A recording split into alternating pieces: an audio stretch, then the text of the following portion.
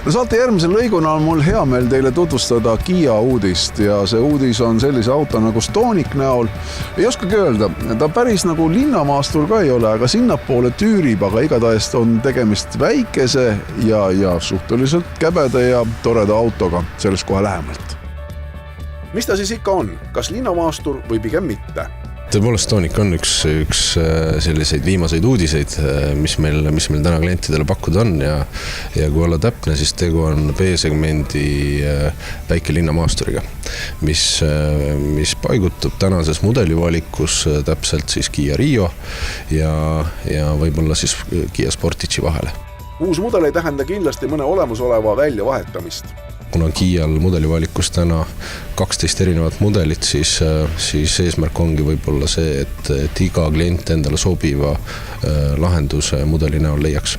Kas maailma autotööstus liigubki selles suunas, et selline väiksed maasturid, linnamaasturid on praegu selline täiesti tõusev trend? Kindlasti on. Näiteks Euroopa kontekstis ennustatakse selle sama väikse linnamaasturi segmendi kasvu aastaks 2020 turu kõige võimsamaks segmendiks. Ja tegelikult see trend on selgelt näha ka meil Eestis ja Baltikumis üldiselt, kus viimase 4 aastaga on jälgitav kasv 75% sellel konkreetsel autosegmendil. Välimusest hakkab silma jõulisus ja kindlasti mõnusalt kõrge clearance.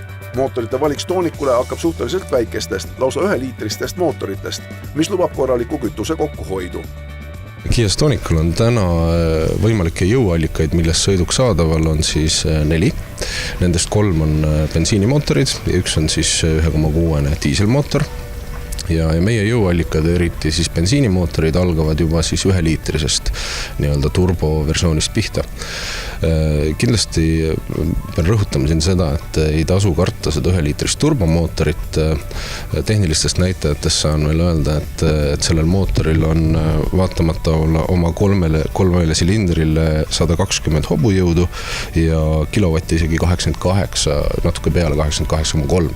Et kindlasti ta jõuab seda autot vedada ja seal ta mis iganes maantel möödasõidud või linnasõidus, kus ta ka võib-olla siis eelkõige just milleks ta eelkõige mõeldud on, ei ta kindlasti jätta ei jää. Tegelikult selle auto puhul võib märksa ennast kindlasti öelda tänu mootorivalikutele, et ta on ikkagi ökonoomne. Ta on ökonoomne ja kuna tegu on turbomootoriga, siis kindlasti on väga heal tasemel ka selle masina sõidudünaamika, et kindlasti siinkohal võib-olla kasutakski võimalust ja kutsuks kõigi proovisõidule, et selles ise veenduda.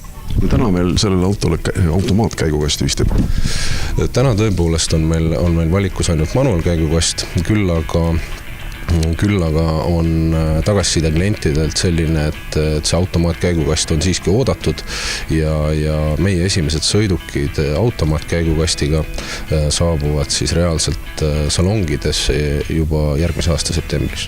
Varustusastmeid pakub tehas autole 3.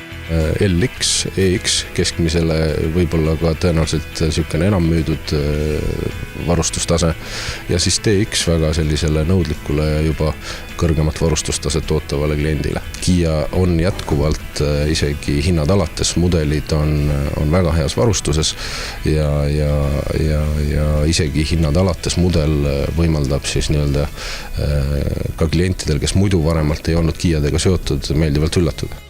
Teine aasta lõpu uudis, mille Kia salongidest leida võib, on Kia Stinger, tippklassi sportauto. Stinger ei ole mitte lihtsalt järjekordne uudis mudelirivis, vaid tegu on tõelise sellise suunanäitajaga. Võib-olla kliendile annab see hea indikatsiooni, mida täna nagu Kia brändina või autotootjana üldse nagu teha suudab.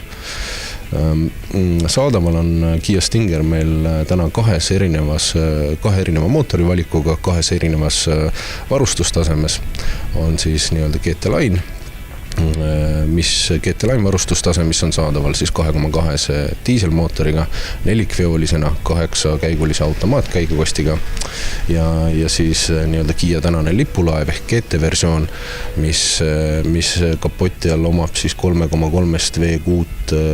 V6 2 turboga absoluutselt täisvarustuses nii-öelda komplekti. Kindlust selle sõidudünaamika headuse osas lisab ka see, et auto on nii-öelda tehnilise poole just on välja töötanud BMW M-divisiooni tehnilised insenerid, mis on kindlasti väga selline kõrge tase Kiia jaoks täna. Nii et on põhjust Kiia esinduste külastamiseks. Näiteks Stingeri proovisõidu puhul peab aga kohe kindlasti vaba aega otsima, sest niivõrd populaarne on see mudel.